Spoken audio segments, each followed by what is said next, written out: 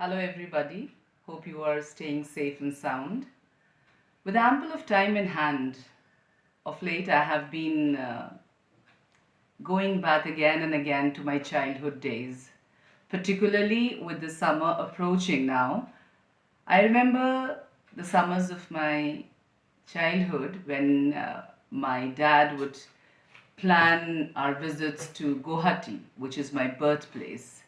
We lived in Lucknow, and the Abad Assam mail, it still holds a special place in my heart, would take us to my grandparents. And what fun! The railway journey would be such fascinating for all of us, me, my siblings, my parents. Everybody would be happy to just journey on. And as a child, I remember every year we would be packing our bags and taking to the rails. And I do remember whenever we visited Guwahati, I would specially visit a special aunt of mine who lived in Shiliguri, and she worked with the Northeastern Railways and lived in a quaint quarter where many afternoon I would sit on the border of the boundary wall with the with my favorite cousin and watch the trains passing by. What fun we had! And so today I am going to romance with the rails. Ever since the advent of the rails in the 1820s, the poems have been drawn to the rails and the trains like bees to the vibrant flowers, I would say, and many, many poems have been written. Literature abounds in them. Uh, I have read and taught a few. The first one that comes to my mind is the one by R.L. Stevenson, which says From a Railway Carriage, which begins, if I can recall correctly, faster than fairies and faster than witches. There's another one, The Night Mail by Auden, and this is a particular mail which carried letters and postal documents, and those were the days, when we did not have the courier service that we have today, or the instant messaging system, and it would take days for the letters to reach the dear ones. But the poem that I've chosen for the day is titled Trains by Humayun Kabir.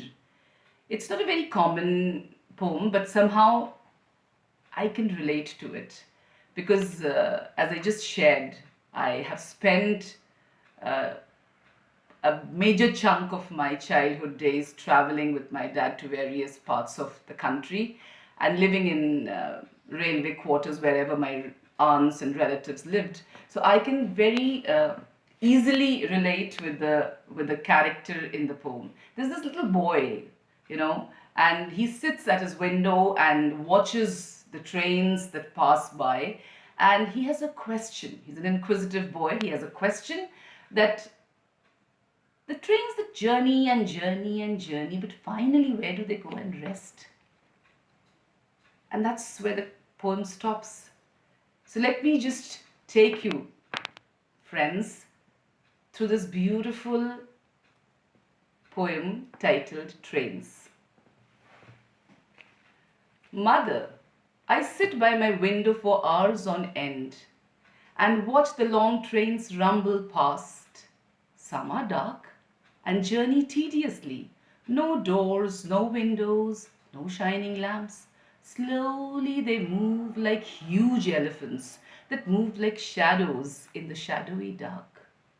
Sometime a train comes flashing past with many windows lit by many lamps that dance and whirl with movement swift, a marriage procession with music loud.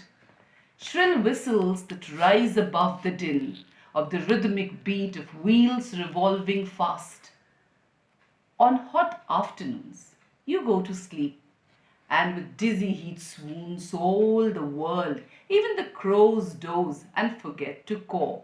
The dog lies in the shade with hanging tongue.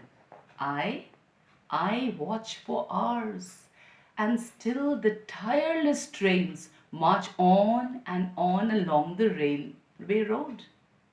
Sometimes at night, in my sleep, I hear the low, distant rumble of the train. Choo, choo, choo, choo, choo, choo, choo, choo.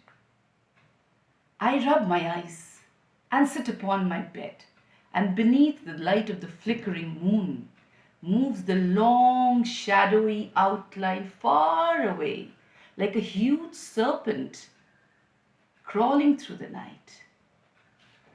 Where do all these trains go day and night? You say they bore through the hills. They roar over the bridges across mighty streams. They crash through forest and vast plains. But at the end of their restless journeys, where do they go and finally rest? It's beautiful. You see, children have imagination, fascination, and out of all this come out deep questions. So, taking you back to the poem, in the first verse, the child is describing the goods train, which are very, very slow. They move at a snail pace and they are bulky. Look at the simile used, like huge elephants that move like shadows in the shadowy dark. In the second verse, he's talking about the passenger mail filled with people. There are lamps hanging, and when the train is moving, the lamps keep swinging. And there's a beautiful metaphor coming up, very apt. The child compares it to a wedding procession, which has lamps dangling as the procession moves. So it's bright, rhythmic, beautiful, luminous in the dark. And then, of course, he takes us to this lull afternoon. Because of the heat, you feel dull and sleepy. So when the mother sleeps, he, of course, being a child, and children will be children, he watches the trains moving by while everything has come to a halt. But he says they move tirelessly. There's this alliteration, tireless trains. Okay? And then a march on. It's like an army moving on and on and on. And in the next verse, it's the night time. He's sleeping. And suddenly he hears this low rumble. And he gets up. He's excited because there's another train that is about to pass. And he watches it in that fluttering, flickering moonlight. Of course, the entire train is not visible, but of course he can make out the line, the crawl, and he compares it to a serpent. He says, like a huge serpent crawling through the night. And then he has this pertinent question. Children ask questions, and we may or may not be able to answer them all. And he says, but they keep on journeying and journeying and journeying, but where do they rest? That's a deep question. That's a deep question. If life is a journey and we are journeying, where do we rest? Did the poet mean death as a halt? Did he mean our inner journeys, which we continue, we stop, we halt, we transform, we change, we meet people, and we move on? I think we all have the freedom to interpret it in our own way. That's all about the poem. But before I end today's talk, I can't but help sharing with you a beautiful memory etched in my mind. Years back, maybe almost 40 years back, I happened to be sitting with my Baba, my father, and watching this evergreen film by Satyajit Ray, Pothir Panchali, where we have Durga and Opu, the two siblings, and they are roaming in a field. It's a kash pool. The field is full of kash pool, and there in the landscape, suddenly they hear this rumbling of a train, and the way they stand still, the two kids, it was a novelty. It was an unseen thing for them. They were watching something for the first time. There was this huge metallic thing, a black, dark, almost like a giant, moving past them, leaving a trail of black smoke, reminding us of the coal engines.